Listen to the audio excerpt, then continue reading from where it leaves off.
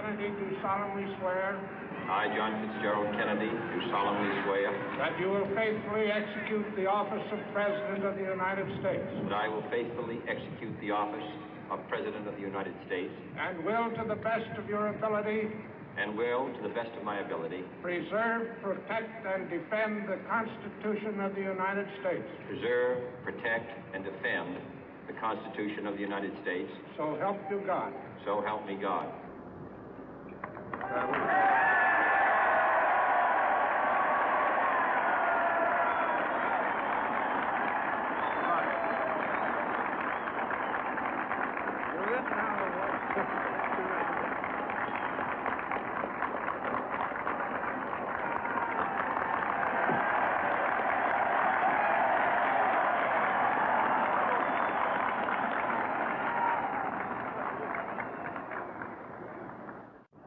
Vice President Johnson, Mr. Speaker, Mr. Chief Justice, President Eisenhower, Vice President Nixon, President Truman, Reverend clergy, fellow citizens.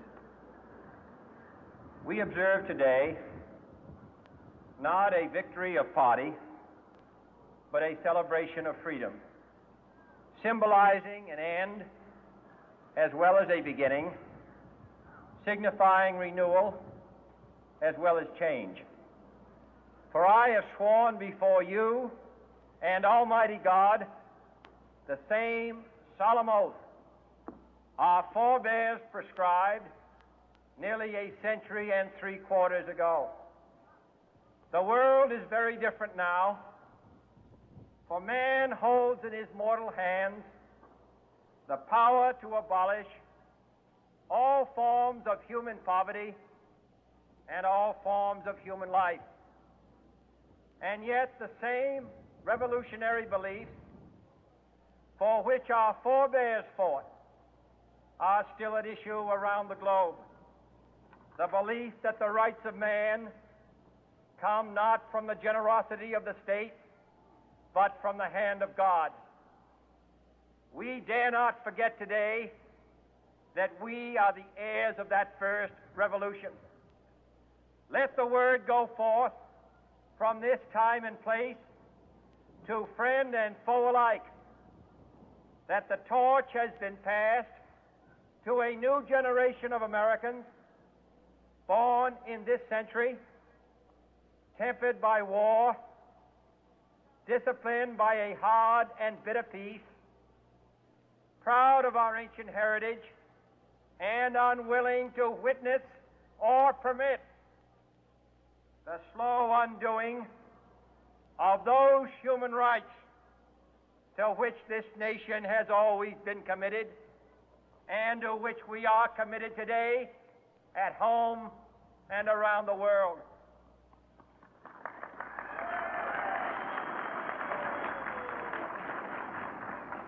Let every nation know, whether it wishes us well or ill, that we shall pay any price, bear any burden, meet any hardship, support any friend, oppose any foe to assure the survival and the success of liberty.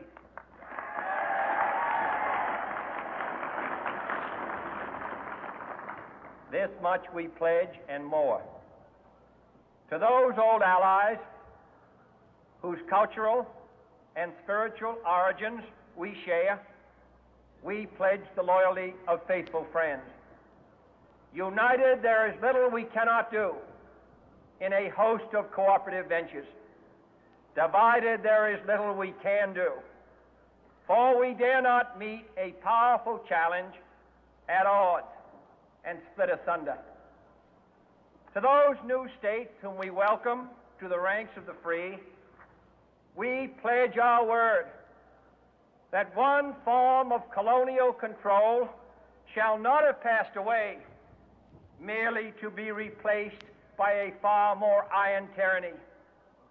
We shall not always expect to find them supporting our view, but we shall always hope to find them strongly supporting their own freedom and to remember that in the past, those who foolishly sought power by riding the back of the tiger ended up inside.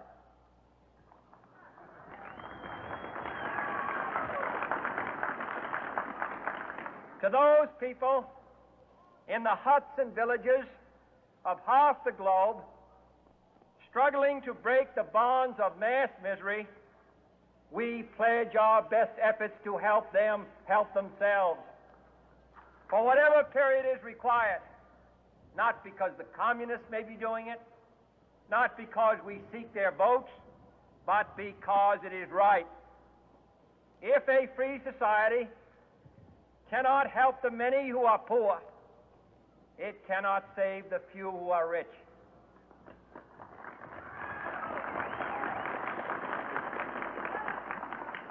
To our sister republics south of our border, we offer a special pledge to convert our good words into good deeds, in a new alliance for progress, to assist free men and free governments in casting off the chains of poverty.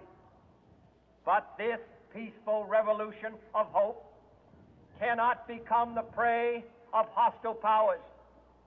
Let all our neighbors know that we shall join with them to oppose aggression or subversion anywhere in the Americas.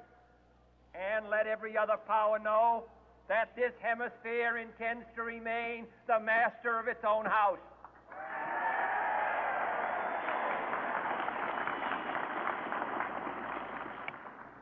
To that World Assembly of Sovereign States, the United Nations, our last best hope, in an age where the instruments of war have far outpaced the instruments of peace, we renew our pledge of support to prevent it from becoming merely a forum for invective, to strengthen its shield of the new and the weak, and to enlarge the area in which its writ may run.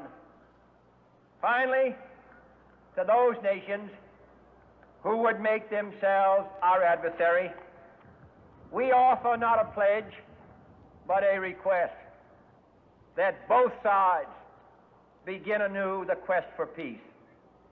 Before the dark powers of destruction, unleashed by science, engulf all humanity in planned or accidental self-destruction, we dare not tempt them with weakness, for only when our arms are sufficient beyond doubt can we be certain beyond doubt that they will never be employed. But neither can two great and powerful groups of nations take comfort from our present course, both sides overburdened by the cost of modern weapons, both rightly alarmed by the steady spread of the deadly atom, yet both racing to alter that uncertain balance of terror that stays the hand of mankind's final war. So let us begin anew, remembering on both sides that civility is not a sign of weakness, and sincerity is always subject to proof. Let us never negotiate out of fear, but let us never fear to negotiate.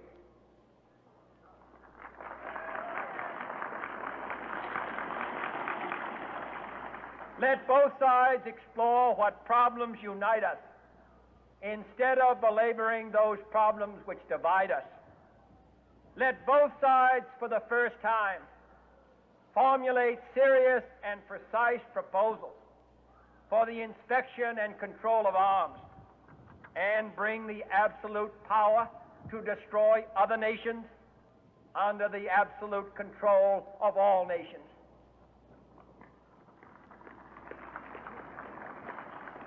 Let both sides seek to invoke the wonders of science instead of its terrors.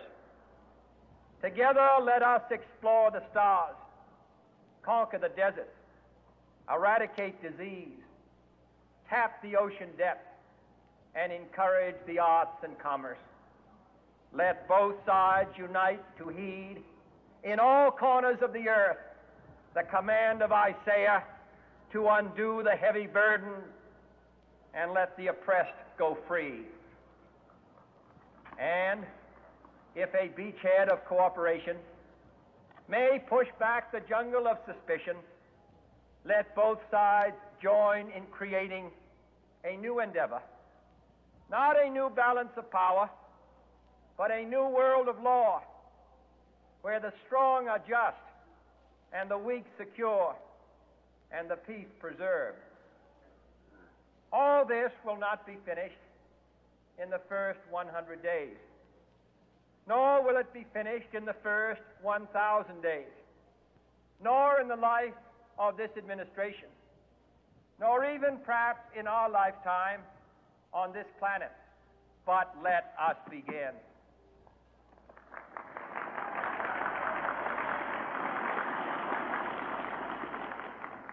In your hands, my fellow citizens, more than mine, will rest the final success or failure of our course.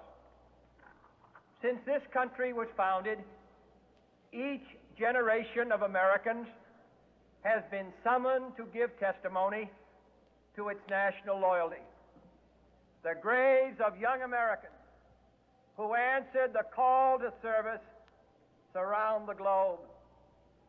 Now the trumpet summons us again, not as a call to bear arms, though arms we need, not as a call to battle.